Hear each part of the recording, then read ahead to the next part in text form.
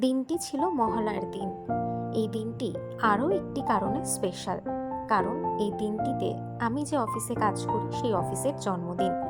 তাই এদিন তাড়াতাড়ি সেজে গুজে রেডি হয়ে ক্যামেরার সামনে একটু পোজ দিয়ে তাড়াতাড়ি চলে গিয়েছিলাম অফিস। কারণ এই দিনটাতে ভীষণ ব্যস্ততা ছিল।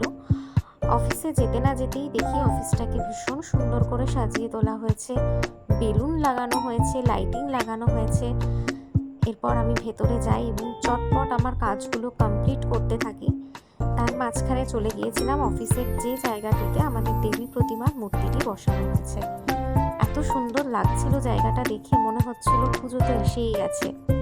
তারপর দেবী প্রতিমার মূর্তিতে নমস্কার করে নিজের কাজগুলো সারছিলাম। এই দিনটিতে আমার খবর পড়া ছিল, লাইভ ছিল, তাই খুব তাড়াতাড়ি কাজগুলো কমপ্লিট করছিলাম। এসবের মাঝেই চলে এসেছিল কেক।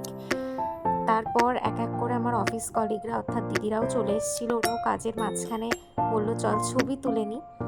এক এক করে ছবি তুললাম, নিজের একটা ছবি তুলেছি। সমস্ত কিছু কমপ্লিট হওয়ার পর ভীষণ খিদে পেয়ে গিয়েছিল। অফিস থেকে বেরিয়ে একটি রেস্টুরেন্টে খাওয়া দাওয়া করে বাড়ি চলে গেলাম।